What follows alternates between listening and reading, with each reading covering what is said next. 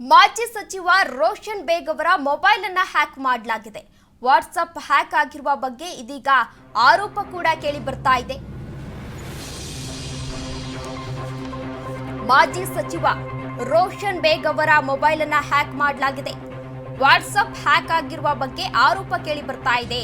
ಪೂರ್ವ ವಿಭಾಗ ಸೆಂಟ್ ಠಾಣೆಯಲ್ಲಿ ಈಗಾಗಲೇ ಎಫ್ಐಆರ್ ಕೂಡ ದಾಖಲಾಗಿದೆ. ವಾಟ್ಸ್ಆಪ್ ಕಾಂಟ್ಯಾಕ್ಟ್ಗಳಿಗೆ ಲಿಂಕ್ ಕಳಿಸಿ ವಂಚನೆಯನ್ನ ಮಾಡ್ತಾ ಇದ್ದಾರೆ. ವಾಟ್ಸ್ಆಪ್ನಲ್ಲಿ ಲಿಂಕ್ ಕಳುಹಿಸಿ ಹಣಕ್ಕೆ ಬೇಡಿಕೆಯನ್ನ ಇಡ್ತಾ ಇದ್ದಾರೆ. ವಂಚಕರ ವಿರುದ್ಧ ಕ್ರಮ ಕೈಗೊಳ್ಳುವಂತೆ ಈಗಾಗಲೇ ದೂರನ್ನ ಕೂಡ ಸಲ್ಲಿಸಲಾಗಿದೆ. ಮಾಜಿ ಸಚಿವ ರೋಷನ್ ಬೇಗ್ ಮೊಬೈಲ್ ಅನ್ನ ಹ್ಯಾಕ್ ಮಾಡಲಾಗಿದೆ. ವಾಟ್ಸ್ಆಪ್ ಹ್ಯಾಕ್ ಆಗಿರುವ ಬಗ್ಗೆ ಇದೀಗ ಆರೋಪ ಕೇಳಿ ಬರ್ತಾ ಇದೆ. ಪೂರ್ವ ವಿಭಾಗ ಸೆಂಟ್ ಠಾಣೆಯಲ್ಲಿ ಎಫ್ಐಆರ್ ಕೂಡ ದಾಖಲಾಗಿದೆ. ವಾಟ್ಸ್ಆಪ್ ಕಾಂಟ್ಯಾಕ್ಟ್ಗಳಿಗೆ ಲಿಂಕ್ ಅನ್ನ ಕಳಿಸಿ ವಂಚನೆಯನ್ನ ಮಾಡ್ತಿದ್ದಾರೆ ಎನ್ನುವ ಆರೋಪ ಇದೀಗ ಕೇಳಿ ಬರ್ತಾ ಇದೆ.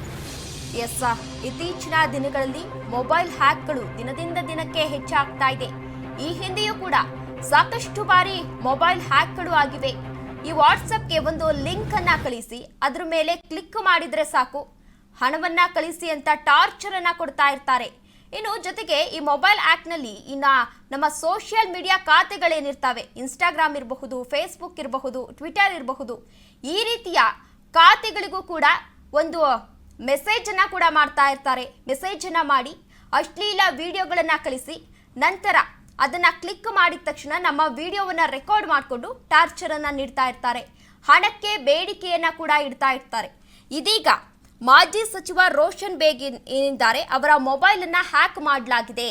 ಆದ್ರಿಂದ ಯಾರು ಕೂಡ ಅವರ ಮೊಬೈಲ್ಗೆ ಮೆಸೇಜ್ ಆಗಲಿ ಏನು ಮಾಡಬಾರ್ದು ಎಂದು ಅವರು ಮನವಿಯನ್ನ ಕೂಡ ಮಾಡಿಕೊಂಡಿದ್ದಾರೆ. ಜೊತೆಗೆ ನನ್ನ ಹೆಸರಲ್ಲಿ ಯಾರಾದರೂ ನಿಮಗೆ ಮೆಸೇಜ್ ಅನ್ನ ಮಾಡಿ ಹಣಕ್ಕೆ ಏನಾದರೂ ಬೇಡಿಕೆಯನ್ನ ಇಟ್ಟರೆ ಖಂಡಿತವಾಗಿಯೂ ನೀವು ಕೊಡಬೇಡಿ ಎಂದು ಮನವಿಯನ್ನ ಮಾಡಿಕೊಂಡಿದ್ದಾರೆ.